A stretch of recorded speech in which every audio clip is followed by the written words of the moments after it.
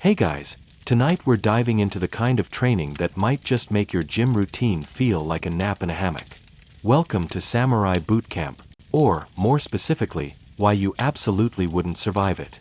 You're not the noble warrior in gleaming armor just yet.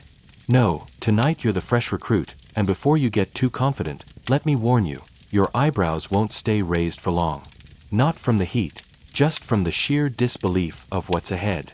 So, before you get comfortable, take a moment to like the video and subscribe, but only if you genuinely enjoy what I do here. And hey, drop your city and what time it is down in the comments. I love knowing where, and when, you're listening. Now, dim the lights, maybe turn on a fan for that soft background hum, and let's ease into tonight's journey together. You wake up in the pitch dark. No birds chirping, no sunrise to stretch toward, just a wooden clapper snapping you out of sleep like it's got a personal grudge. That's your senior trainee making rounds, and if you don't sit upright instantly, he's going to whack your feet with it. Welcome to the dojo, friend. The tatami mat beneath you creaks as you scramble upright, your knees already aching from yesterday's Seiza posture. Outside, the courtyard is still blanketed in mist. It's not romantic mist, it's cold, damp, and clings to your cotton robes like guilt. You shuffle toward the water basin, where refreshing yourself is a polite euphemism for splashing freezing water on your face until your body figures out you're serious about being awake. The basin itself is carved stone, probably older than your ancestors. It's cold. It's also surrounded by others who look as miserable as you. Not a single word is exchanged. Silence isn't just encouraged, it's enforced. Then comes the morning bow. Everyone lines up in the training hall, floorboards polished to a glassy shine from decades of wiped-down punishments. You kneel. You bow. You hold it. And you try desperately not to fart, sneeze, or shift a single muscle while the master walks past each of you like a suspicious cat.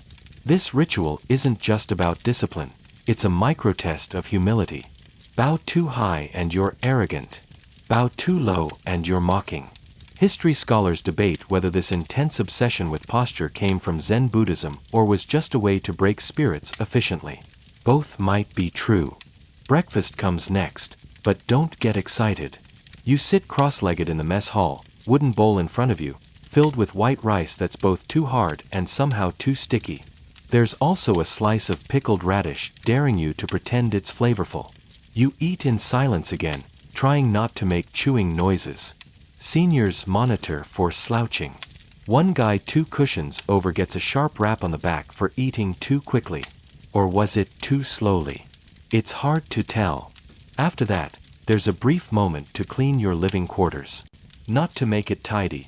No, it must gleam like a nobleman's teacup. Dust in the corner means floor scrubbing drills. One guy in the 1500s apparently polished his floor with tea until it reflected the ceiling beams. Or so the story goes. Historians still argue whether that tale is exaggerated Zen propaganda. By now, the sun's barely up, and you've already failed in 3 small ways and maybe committed some sort of bowing offense. Your knees hurt. Your fingers are pruny. Your pride is dissolving faster than the morning fog. And you haven't even picked up a weapon yet. But here's the thing, the worst part of samurai training isn't the violence. It's the relentless, unforgiving, beautifully cruel pursuit of control. Of yourself. Of your surroundings. Of even how you breathe. That's the point. And you, dear listener, are just getting started. The wooden sword in your hand doesn't feel like a weapon. It feels like a log someone forgot to whittle. It's heavy, it splinters, and if you grip it wrong, you're going to have a blister before breakfast settles. But that's your Bakken, your trusty practice sword, and it's going to be your best frenemy for the foreseeable future. You step barefoot onto the polished wooden floor of the dojo, joints still stiff from the morning rituals, and line up with the others like a row of soggy laundry hanging in the wind. The first drill begins not with swinging, but with standing. That's right, standing. You're told to plant your feet at shoulder width, bend your knees ever so slightly, relax your shoulders, and hold your sword like you've done this since birth. Only, you haven't. Your thighs start trembling. Not from the effort, at least not yet, but from the pressure of being watched by someone who has spent 20 years perfecting the act of staring into your soul. The command comes, Kami. You raise your bakken into the basic stance. It looks simple enough in pictures, but in real life, your wrists hate you, your shoulders betray you, and your balance disappears like a rice cake at a tea ceremony. The master walks past, adjusting postures with a sharp tug or a quiet correction. You wish he'd just yell. It would be less painful than the shame of being silently repositioned like a misaligned teacup. Now comes the fun part, Kihan. The basic strikes. You swing the bakken down from above your head, stopping it just at imaginary neck height. Again, and again, and again. Each swing accompanied by a sharp breath, a ki shout, and the faint sound of your dignity dripping onto the floor. After 100 repetitions, your arms ache in places you didn't know you had muscles. After 200, you're seeing spots. After 300, your hands are vibrating like poorly tuned kotos. But don't worry, this is just the warm-up. Lunchtime arrives, and with it, more rice and a bowl of miso that might contain a hint of seaweed if you're lucky. You try not to slurp too audibly because, yes, even lunch has rules. One wrong noise and you're sweeping the training yard with a brush made from last year's pine needles. There's a rumor one trainee was once assigned to count grains of rice left in his bowl as punishment. Historians argue whether this kind of task was truly meant to foster mindfulness or was just poetic cruelty disguised as discipline. After lunch, sparring begins. You're paired with someone who has clearly survived 10 more years of this madness than you have. He looks serene. You look like a deer dressed for a kendo match. The moment the practice bout begins, you're hit. Not hard, but with surgical precision. He strikes your wrist, then your shoulder, then your pride. You try to fight back, but your bakken is everywhere except where it should be. Your balance crumbles. You fall, and he bows to you. Not mockingly, not sarcastically, just respectfully. That's perhaps the most confusing part of all. Despite the bruises, the calluses, and the overwhelming sense that you're one sneeze away from being told to scrub another floor, there's a strange undercurrent of honor in everything. Even failure is treated with a kind of quiet reverence. As if your effort, your sweat, your awkward attempts to stand properly, all of it counts for something. By sundown, you've lifted your sword so many times that your arms are noodles. Your fingers are red, your back is a question mark, and the master finally says, enough. You bow. You shuffle to your quarters. You collapse, not on a bed, but a mat so thin it might just be a suggestion of rest. And as you lie there in the quiet, you begin to realize, this wasn't a bad day. This was just Tuesday. You wake up the next morning to the delicate sound of a bamboo clapper, though to your ears, it might as well be a war drum. You try to stretch, but your muscles file an official protest. It turns out swinging a wooden sword hundreds of times does things to your body. Unspeakable things. But there's no time for sympathy, least of all from yourself. A samurai's servant doesn't have the luxury of slow mornings. You dress quickly in plain garments, kneeling to tie the sash with hands that still tremble. Outside, the training yard is already alive. The senior warriors are moving through their morning kata with terrifying grace, swords slicing the air with the crisp precision of a chef filleting fish. You're not part of that yet. You've got chores. Important ones, supposedly. First stop, the latrine. Because someone has to clean it. And congratulations, it's your turn. You crouch beside the stone trough with your bamboo ladle and a suspiciously battered bucket. The smell is unspeakable. You do your best to breathe through your mouth, but even that feels like inviting disaster. Scrubbing this sacred space isn't exactly glamorous, but there's a quiet rule here. If you can't clean a toilet with honor, you're not ready to hold a sword with it. Whether that's wisdom or just a convenient excuse to get free labor is still debated by scholars, but it's your reality for now. Once that's done, and your pride is buried somewhere under the compost heap, you move on to the kitchen. You help prepare rice balls for the day, learning quickly that even food must be shaped with discipline. You roll the rice tightly, tuck a slice of pickled plum in the center, and arrange them like offerings. An elderly cook eyes your work. You brace for criticism. Instead, she hums and hands you a second task, gathering firewood. You think it's just carrying a few logs. It is not. You hike into the nearby woods with a woven basket strapped to your back, dodging roots and biting insects, praying your knees don't give out. When you return, drenched in sweat, the logs are inspected one by one. Damp, too soft, too brittle, tossed aside. Eventually, you deliver a decent load, just in time to run and fetch water from the well before the noon bell. Every task today, like yesterday, is another layer in the ritual of service. You begin to understand that being a samurai's servant is not about fetching sandals or folding kimonos. It's about shaping yourself the way a sword is shaped, heated, hammered, polished, and sometimes broken. Discipline isn't a word here. It's oxygen. Your only break comes in the late afternoon, when your master returns from his audience with a local lord. You kneel and assist him with his armor, laying out the pieces like a sacred puzzle. The cuirass, the sodi shoulder guards, the intricate helmet with the crest of his clan. He says little, but his silence has weight. You fold his clothes and wipe his sword carefully, always blade edge facing away, never turning your back to it. There's a ritual to everything, even undressing. As the sun sets, he finally nods toward you. You didn't disgrace yourself today. That's it. No grand compliment. But it might as well be a standing ovation. You bow deeply, careful not to let the sweat from your brow drip onto the tatami. That night, you lie on your mat and stare up at the beams overhead.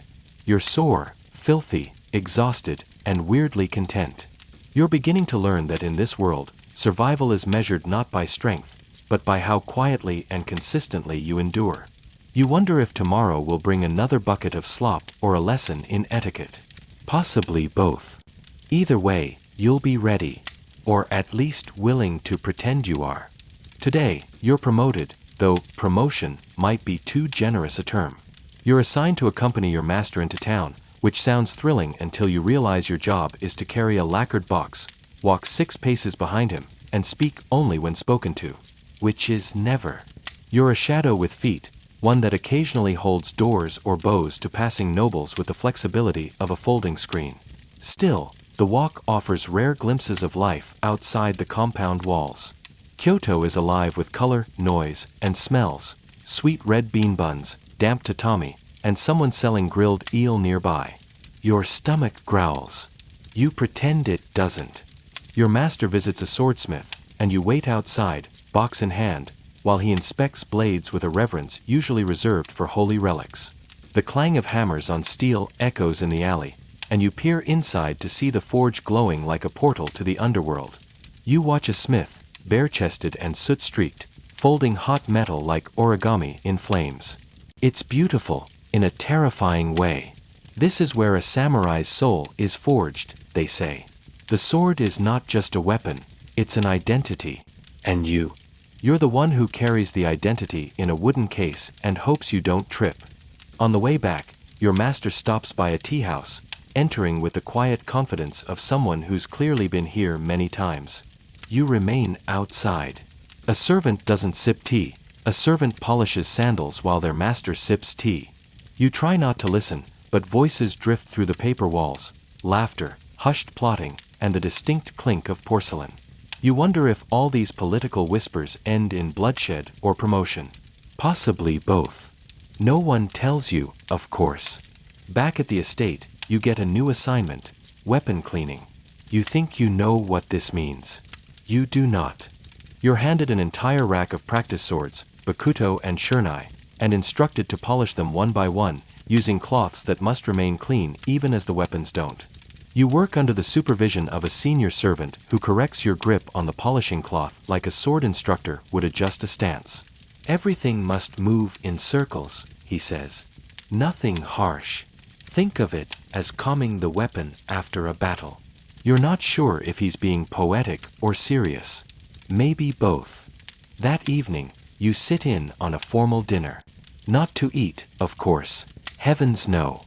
You kneel quietly behind your master, refilling his sake cup, replacing empty dishes, and anticipating his needs like a loyal spirit haunting a rice field. The etiquette is dizzying. You bow before entering, bow when spoken to, bow when backing away. And every motion must be smooth, graceful, and almost invisible. You're not a person at this meal. You're ambience. A scholar visiting your master begins discussing Confucian ideals. You don't dare speak, but your ears perk up. Something about loyalty being the highest virtue. You wonder, not for the first time, whether loyalty is something a samurai earns or simply demands. Historians, you'll later learn, argue both sides. When the meal ends, you clean the dishes in silence, boiling water in an iron pot and scrubbing bowls under flickering lamplight. The clay sticks to your fingers like memory. You feel proud of having done it right, even if no one noticed. Especially because no one noticed. That night, your dreams are full of whispered instructions and ceremonial bows, of swords humming like bees and cups that must always be filled from the left. You wake up unsure whether you're resting or rehearsing. But that's the point. Being a samurai's servant is a performance you never step out of.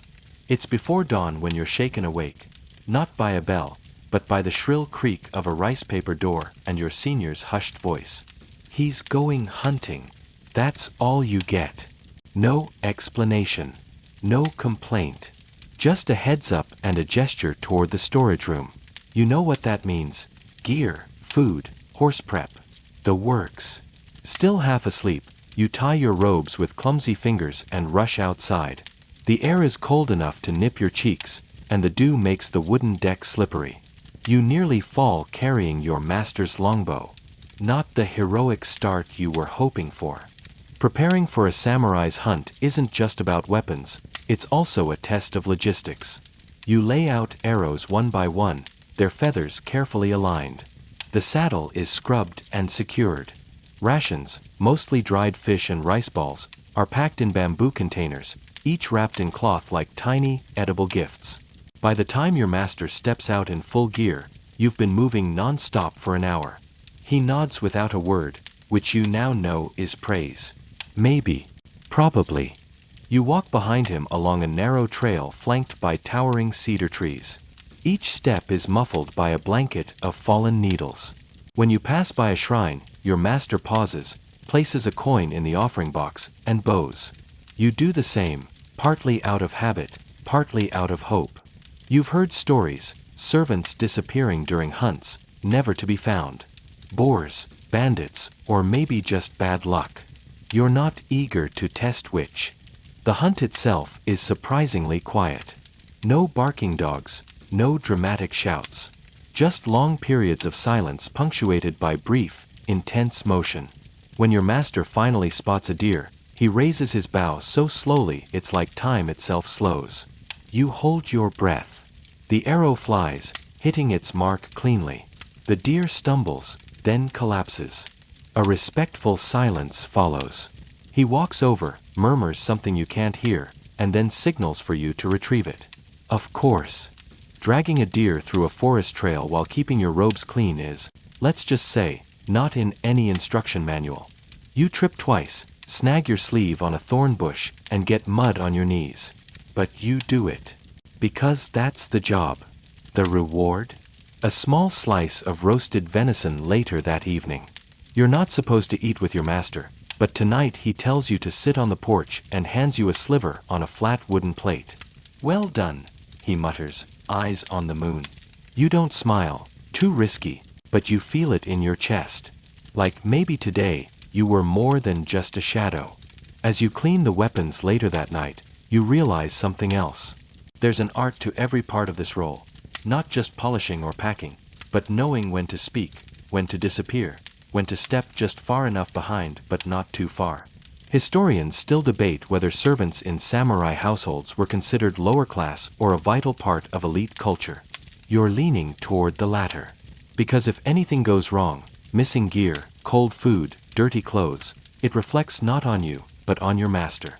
And that makes you, in a strange way, part of his armor. You fall asleep aching, but content. Not because the day was easy, but because nothing exploded, nobody yelled, and you managed to survive with your dignity, mostly intact.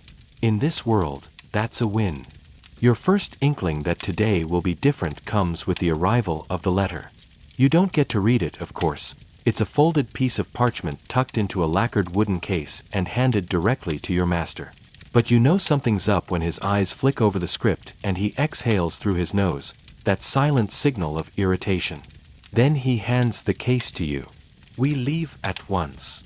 Within minutes, you're packing for a short journey, perhaps to the domain of a rival clan or a minor courtly errand.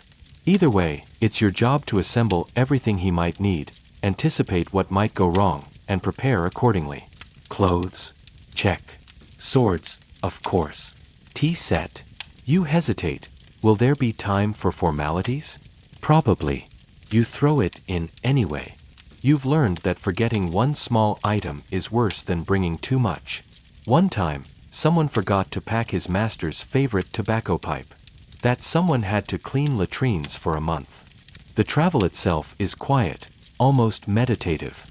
You ride behind your master, who doesn't speak unless necessary. The rhythm of the horse's hooves, the creak of leather straps, and the chirping of unseen birds lull you into a dreamlike state, until you realize you forgot to retie one of the saddle's lower straps. Cue a stop, a dismount, and a quick fix before your master notices. Crisis averted. Barely. You arrive at a lesser lord's estate by late afternoon, where your real test begins. As a servant, you're both invisible and indispensable. You bow to everyone, but look no one directly in the eye. You serve tea, but don't let your sleeve dip into the cup. You carry messages between chambers, but memorize the contents in case something gets lost or someone tries to change the wording. You become a ghost with responsibilities.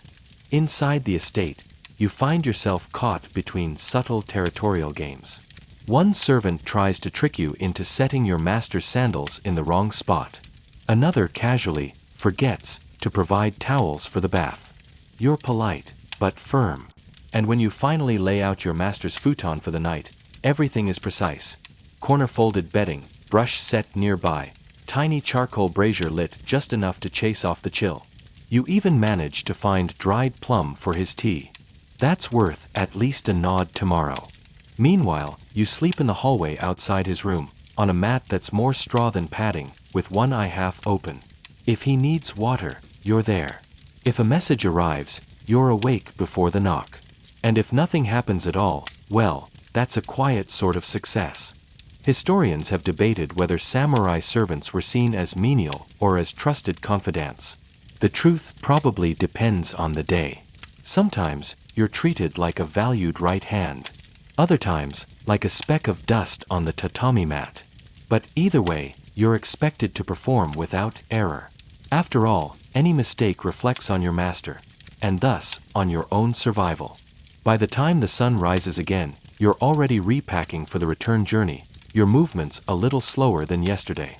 Your back aches, your eyes sting, but your master's robe is folded perfectly, and his sandals are already brushed free of dust. No thanks, no words. Just a faint grunt as he mounts his horse. But you catch the slightest pause before he rides off, and for now, that's all you need. You're back at the estate, and there's no rest waiting for you. After all, part of being a samurai's servant is managing everything behind the scenes, like the fact that your master's katana sheath has a faint crack and needs replacing before the next ceremony. Or that his underrobes were folded wrong by another servant, and now carry the dreaded diagonal crease that signals bad luck, which, according to superstition, could doom tomorrow's negotiations. Guess who's fixing that? That's right. You. But before any laundry or repairs, you're pulled into something more urgent.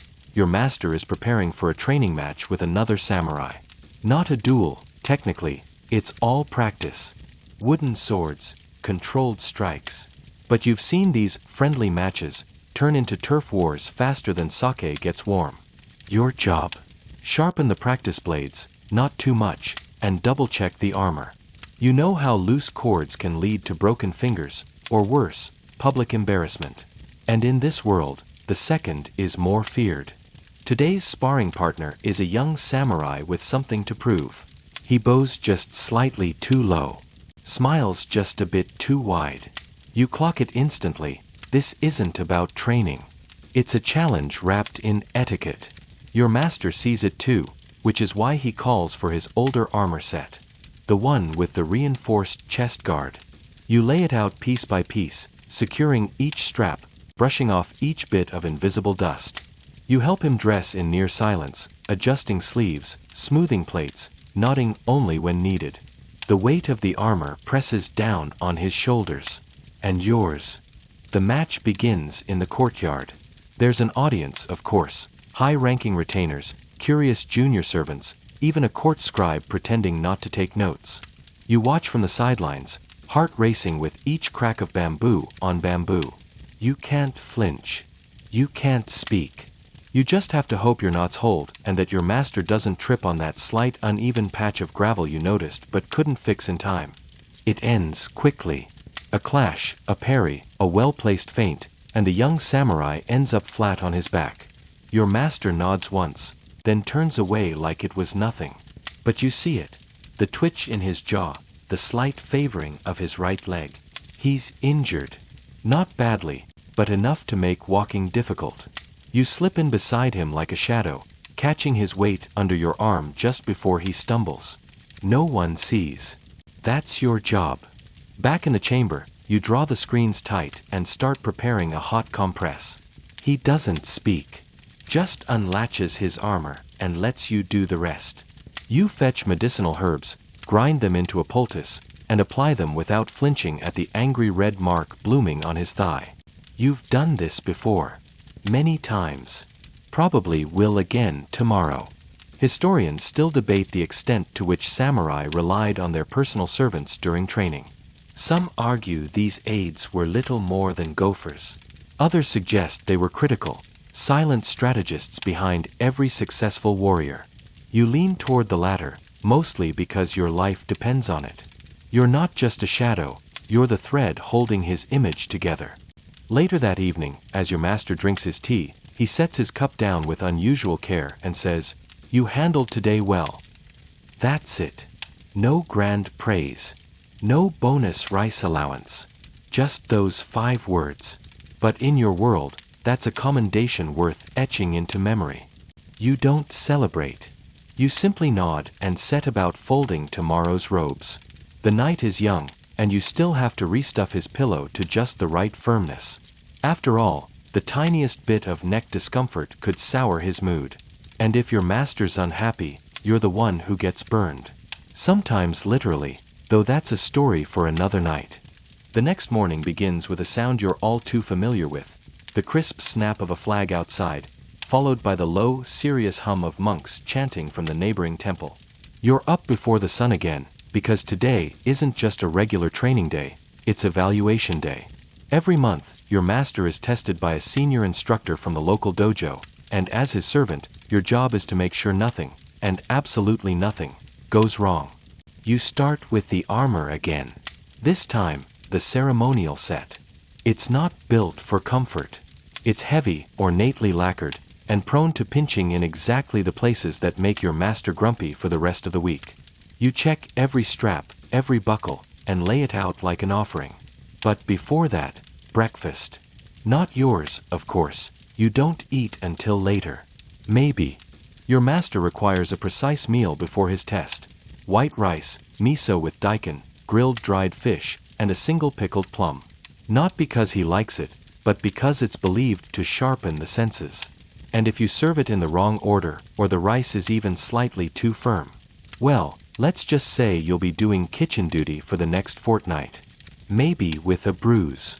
He eats slowly, eyes closed, while you kneel in the corner, waiting. At one point, he murmurs that the pickled plum is a little smaller than usual. You bow so low your nose touches the mat, muttering apologies that sound rehearsed, because they are. Luckily, he moves on without much fuss. Maybe he's nervous. The test begins just as the morning mist starts to burn off. The senior instructor is a wiry man with steel-gray hair and an aura like he sleeps with his sword. You recognize the look in your master's eyes, part challenge, part dread. This man trained his teacher's teacher. You're instructed to assist, which really means carrying things, standing silently at the sidelines, and making sure no dog, child, or loose sleeve disrupts the demonstration. the evaluation is brutal. 20 forms in succession. One misstep, and your master will be shamed in front of the entire household. And as his shadow, his shame is yours too. So when his foot nearly slips on a patch of moss, you silently adjust your stance to block the instructor's view. Just enough to buy your master the half-second he needs to recover. No one notices, except maybe the instructor, whose left eyebrow twitches in the smallest possible way. He says nothing. The test continues. By the time it's over, your master is soaked in sweat, breathing heavily, but upright. The instructor gives a curt nod. Passable, he says. Which, coming from him, is basically thunderous applause. Your master bows. You bow. Everyone bows. You wonder if you'll ever be able to stand upright again. Back inside, your master collapses onto the tatami floor, unmoving. You kneel and begin to unfasten the armor, starting with the shoulder guards. His hands are trembling, just slightly. You pretend not to see. You fetch the tea, light the incense, and hum under your breath as you cool his towel with spring water. He doesn't thank you, but you don't expect it. Later, when the senior instructor is gone and your master is back to grumbling about the tea being slightly oversteeped, you overhear him murmur, "Could have been worse." That's your gold star for the day. Some scholars argue that samurai training was more mental than physical, especially in the later Edo period. Others believe it remained primarily a test of endurance and obedience. As for you, standing quietly with aching knees and a stomach that hasn't seen a proper meal in 12 hours, you're inclined to believe both. Still, you're proud. You helped your master keep his honor intact today. And maybe, just maybe, tomorrow's rice will be a little warmer. Maybe. It's barely dawn, and already you're crouched by the stream behind the estate, scrubbing dried sweat out of yesterday's hakama. The water is so cold it makes your fingers ache, but if your master finds a single spot left behind, you'll be told to wash it with your tears next time. You've heard that line too often. The test may be over, but the grind never ends. Today is Weapons Maintenance Day. That doesn't mean just sharpening swords. Oh no, it means oiling the wooden shafts of spears, checking for cracks in the bows, replacing strings, polishing every last tsuba until it reflects the ceiling. And you're in charge of organizing the entire armory, which, to your dismay, now includes a fresh delivery of practice swords, each one wrapped in straw and soaked from travel. The stench of damp wood and horse is your morning perfume. Your master expects his daisho to be pristine. The long katana and the short wakizashi are more than tools. They are his soul, according to the old Bushido scrolls he sometimes recites while you clean. And while he gets poetic about steel and spirit, you're left brushing dirt out of the scabbard with a bundle of horsehair tied with string. Romantic. By midday, you finally eat a rice ball filled with sour pickled radish. The vinegar stings your chapped lips, but it's still the best part of your day. You find a shady corner under the eaves, listen to the cicadas scream in the trees, and for a few moments, let yourself believe you're not a living mop. Then comes the real treat. You're summoned for sparring practice. Not to fight. Don't be ridiculous. You're there to be the demonstration dummy. Your master needs to show a new footwork technique, and while he could use one of the junior trainees, he claims you have the right balance of bone density and obedience.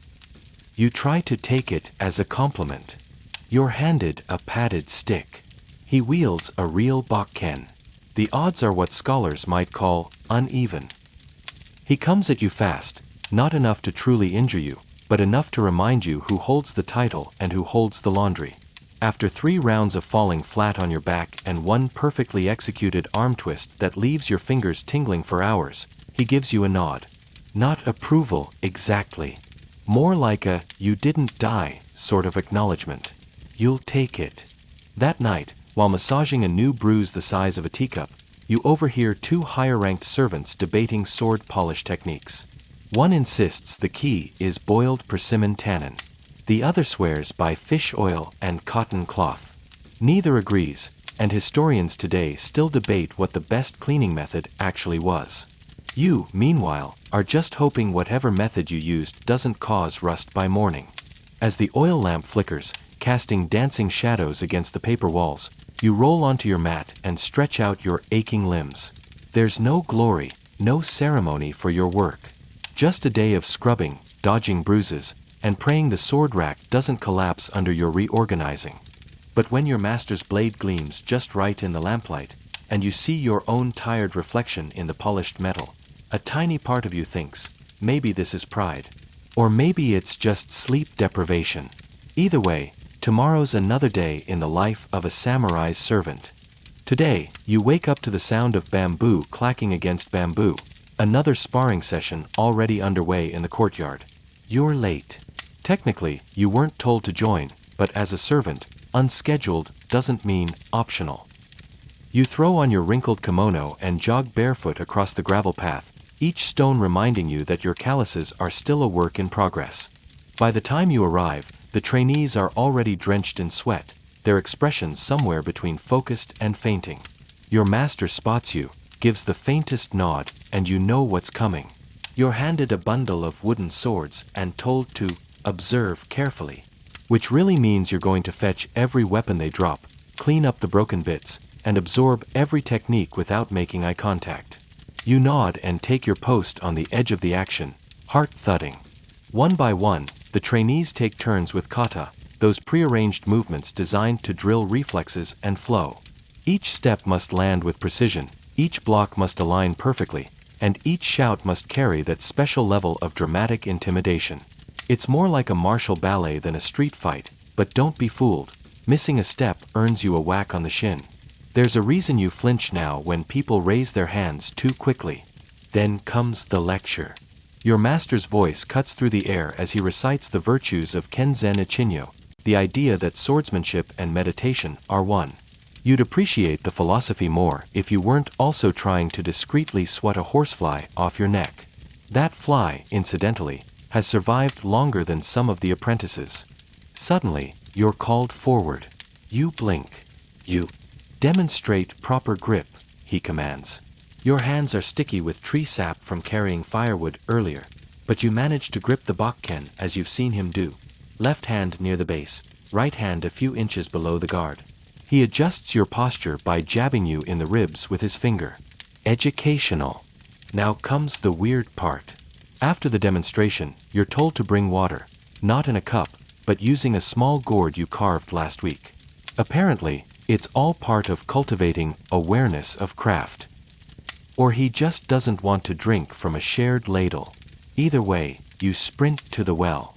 By mid-afternoon, you're helping oil the practice blades. The smell of camellia oil sticks to your sleeves. You learn that the act of oiling isn't just maintenance, it's a form of respect, a ritual to bond warrior and weapon. Scholars say this was especially emphasized in Edo period dojos, where the sword was considered an extension of the soul. You try to remember this reverence as you rub the same spot on the blade for the third time, trying to buff out a stain that refuses to budge. A junior trainee leans in and whispers that the master once punished a student for dropping a sword tip-first into the ground. Apparently, it was a spiritual insult. Whether that's true or just dojo myth is anyone's guess, but you don't plan on testing it. Evening rolls around, and with it, the dojo cleaning. Tatami mats are swept, scrolls rehung, incense relit. The silence that follows is almost holy. You sit at the edge, legs folded awkwardly beneath you, as the master performs a slow kata in candlelight. Every move is deliberate, almost poetic. For a brief moment, you forget about your sore wrists and enjoy the rhythm of it all. Then someone coughs, and you're snapped back to reality.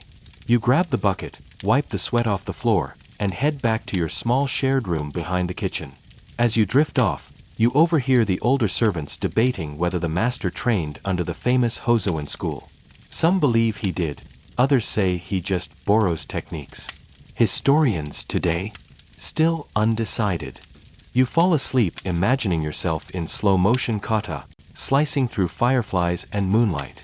Then your shoulder twitches in your dreams, and you wake yourself up.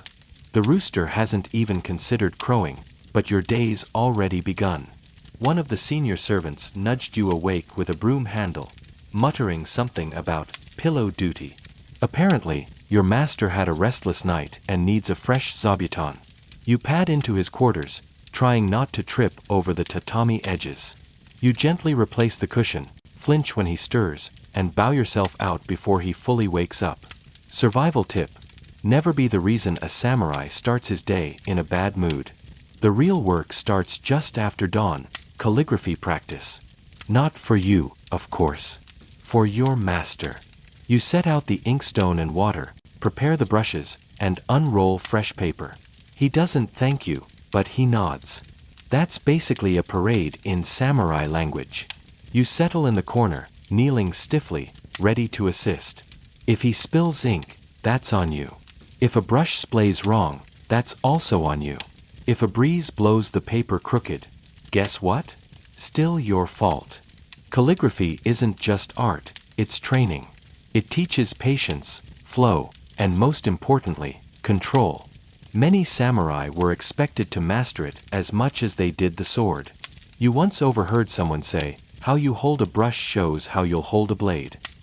It sounded poetic, until you realized they were dead serious. Your fingers start to go numb, but the master is still mid-stroke. Every kanji is precise. He's copying passages from the Book of Five Rings today. You try not to squint at the text, but you catch a line that sticks in your head. Perceive that which cannot be seen with the eye. You nod sagely to yourself, as if you totally understand what that means. Afterwards comes meal prep. You rush to the kitchen to help with breakfast, rice, miso, maybe a salted plum if it's a good day. Not that you get to eat first. The master eats in silence, and you stand by like a slightly underqualified but enthusiastic statue. If he drops his chopsticks, you're expected to catch them before they hit the floor. You failed that challenge 3 times. By late morning, it's laundry time. Samurai may train like warriors, but their underrobes still need washing. You haul a heavy basin down to the stream and scrub until your hands wrinkle. Soap is a luxury, so you use rice water and grit. You lose count of how many hakama pants you've cleaned. You hum softly as you work, until a bee flies too close and you nearly fling a sleeve into the current. While you wring the clothes dry, another servant tells you a story. Apparently, in older days, samurai used a special type of ash water mixture to clean their armor linens. It supposedly kept lice away. Historians are still debating how effective it really was, but you're starting to consider tracking some down. Your back itches and you're afraid to ask why. After the wash, you head back and hang the laundry with care, spacing every robe just right. One crooked fold and the master might assume you've lost your grip on balance and form, both metaphorically and literally. The afternoon is quieter. You're sent to polish the metal fittings on your master's wakizashi.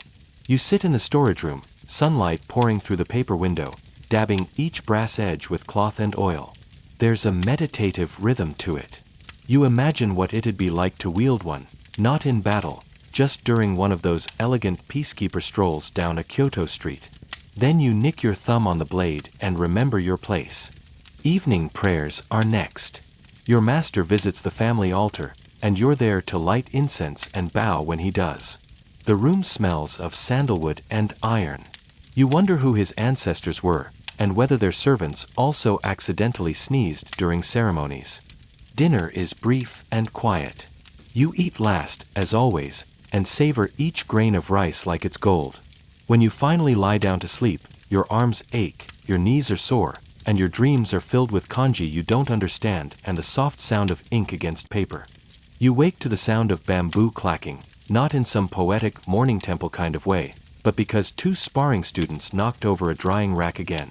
You sigh, stretch your arms, and brace for another day of being a background character in a samurai epic.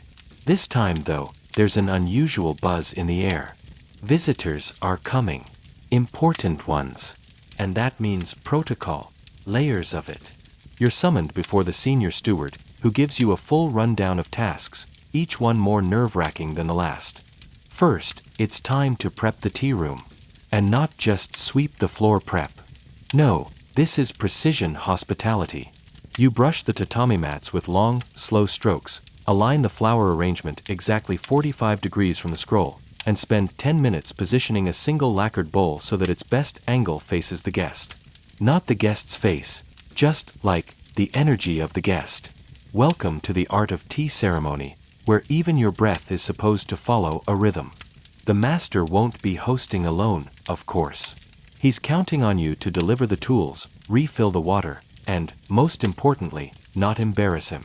Samurai etiquette is its own battlefield, and you're armed with a bamboo ladle. One wrong move, and your whole lineage gets shamed. No pressure. While waiting for the guests, you're pulled aside to help dress the master. And by help, we mean layer after layer of garments, from white inner robes to the carefully folded outer kimono. You tighten the obi belt and smooth the sleeves. Fun fact, some samurai had so many layers for formal events, they needed assistance just to walk without tripping. Modern fashion might be wild, but at least yoga pants don't require 4 attendants. Historians still debate how much of these formalities were strictly followed versus just idealized in documents. Some claim the rules were bent all the time behind closed doors. Others insist even the smallest detail, like the angle of a hairpin, mattered deeply. You suspect the truth is somewhere in between, depending mostly on whether the guests were watching. When the dignitaries finally arrive, you become a ghost.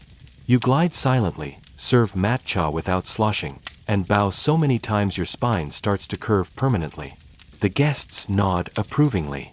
One even smiles at the rice crackers. Victory. After the tea, you help prepare for archery practice in the courtyard.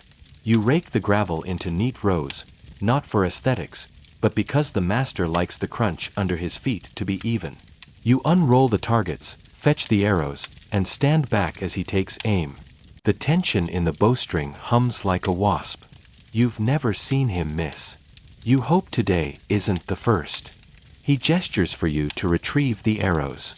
You bow, jog out, and pluck them carefully from the straw targets. One sticks deeper than the others. You tug. Nothing. Tug again. Still nothing. You hear a sigh behind you. It takes every ounce of will not to panic. Eventually, the arrow loosens, and you manage to bow your way back without face-planting. Dinner comes late, and you barely notice what you eat. Your mind replays the day's close calls. You didn't spill anything. You didn't trip. You didn't accidentally point your feet at someone important. That, in itself, is a triumph. Before bed, you polish the teacups again. Not because they're dirty, but because the reflection needs to be just right.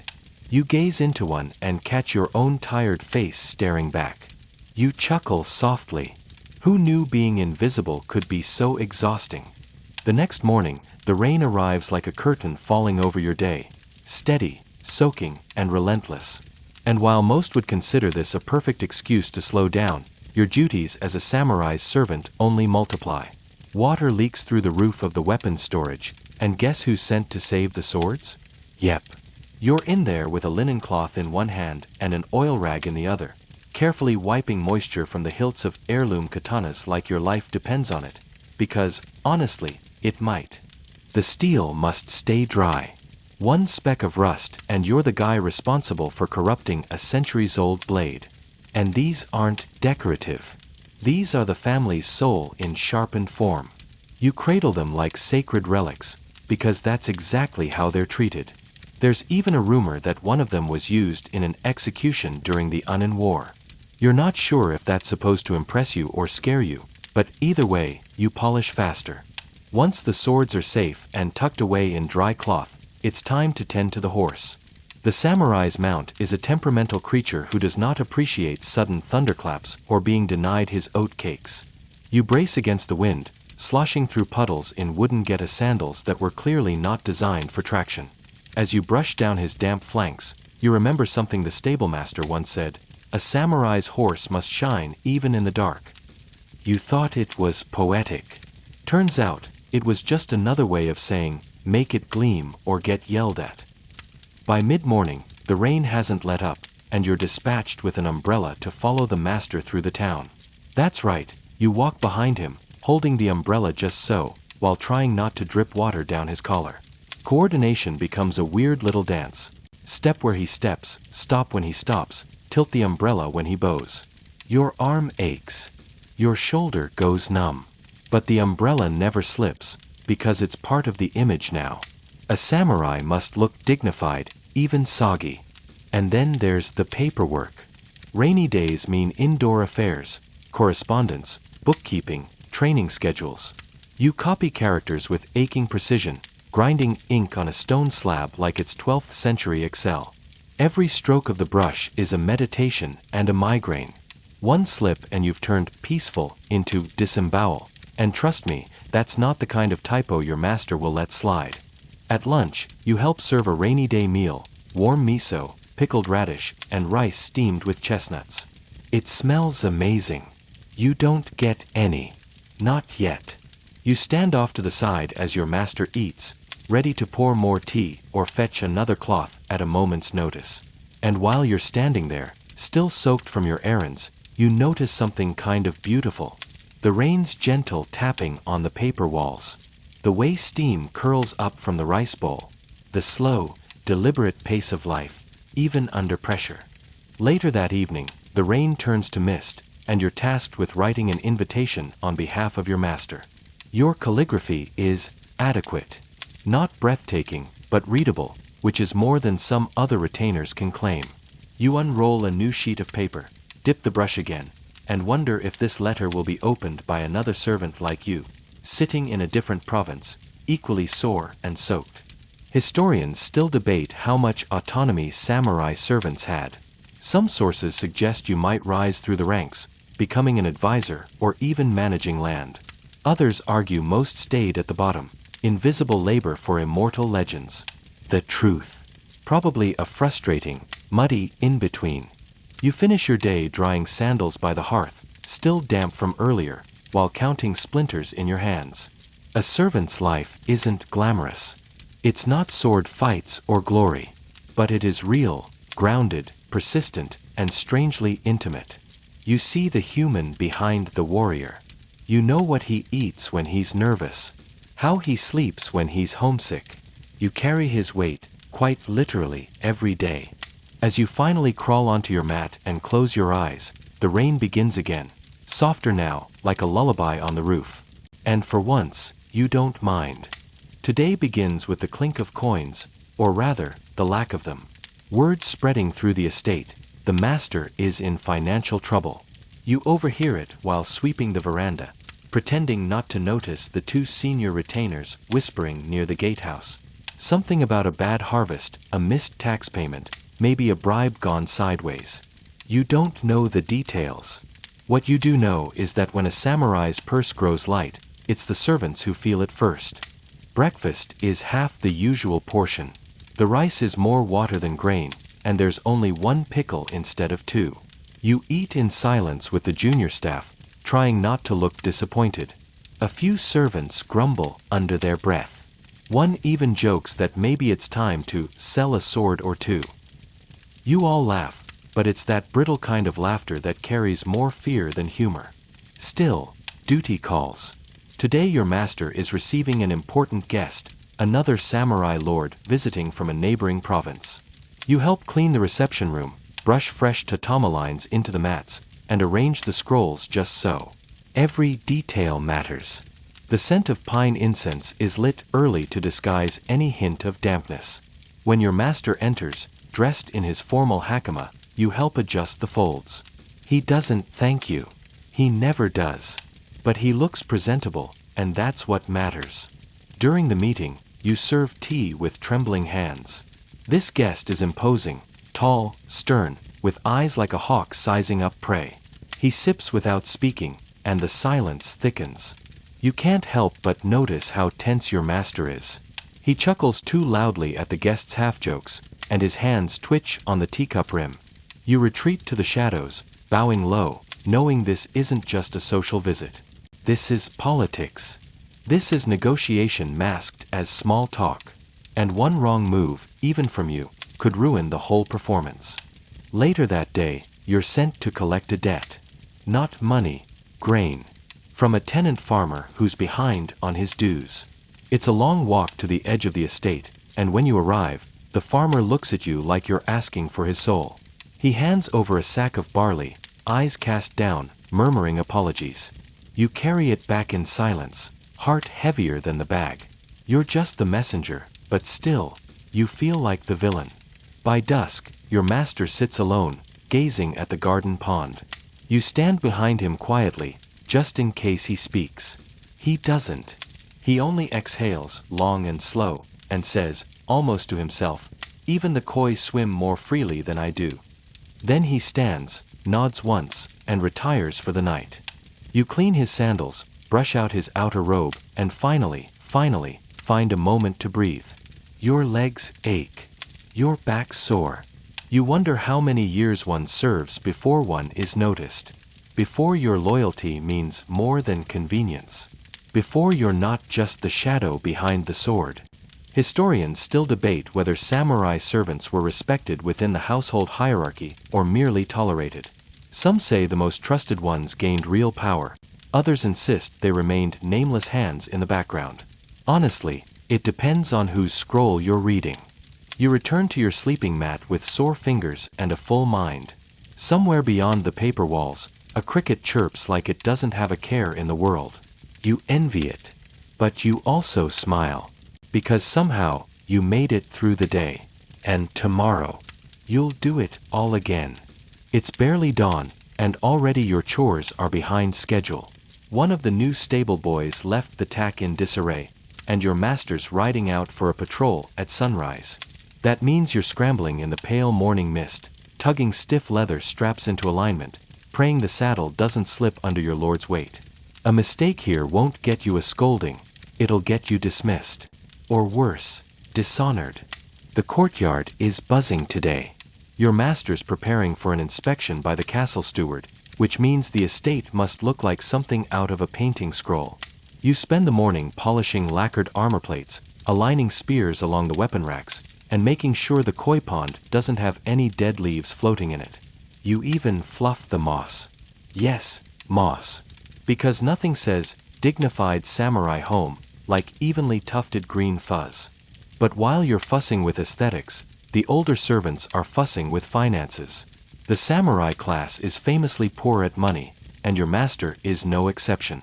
His last rice stipend was spent repairing the garden wall that collapsed in the last rainstorm. And yet, when the steward arrives, he expects to see prosperity and elegance. That's your job, to create the illusion of stability, even if everyone's one misstep away from ruin. During the inspection, you keep your eyes low and your hands steady. You offer tea, of course, and sweet rice cakes that were saved for a festival but deployed early for political charm. The steward nods, makes a few bland compliments, and then pokes around the storehouse. You sweat through your robes as he lifts the lids of grain bins that aren't as full as they should be. But he says nothing, just hums and walks on. That night, your master seems relieved. He calls for a small feast, a reward for the household. You and the other servants are allowed to share in it, though your portions are modest. Still, there's real fish, and even a bit of plum wine. You sit cross-legged on the floor with the others, trading tired jokes and trying not to fall asleep in your bowl. For one rare night, there is laughter and light. But after the feast, you're called to the main hall again. Your master is holding an old letter, and he's not smiling. "You'll accompany me to Edo," he says. No explanation. No timeline. Just a command. And so you nod. Of course. What else would you do? As you pack up your lord's travel gear, you think of all the things that won't change. Early mornings, aching knees, 100 silent tasks done without thanks. But you also think of the journey ahead, the new cities you might glimpse from the edge of your lord's palanquin, and maybe, just maybe, a chance to learn something more about your place in this strange, stratified world. Scholars still debate how much influence samurai servants had, especially those who traveled with their lords. Some claim they acted as confidants, even advisors. Others say they were no more than moving luggage. You suspect the truth lies somewhere in between. And as you extinguish the lantern and settle onto your mat one last time before departure, you feel, strangely, calm. You didn't choose this life, but you lived it with care. And in a world where names are forgotten, maybe devotion is what echoes loudest. So now, as the echoes of the estate fade and the paper doors slide shut behind you, Breathe a little slower. Imagine the flicker of lantern light fading into darkness, the sound of crickets beyond the garden wall, and the quiet creak of wooden floors under your final steps. You've spent your day in service, in silence, in strength. The weight of armor has passed through your hands, the scent of ink and lacquer still faint on your sleeves. The world of swords and silence has done its work, and now it's time to let go. Close your eyes.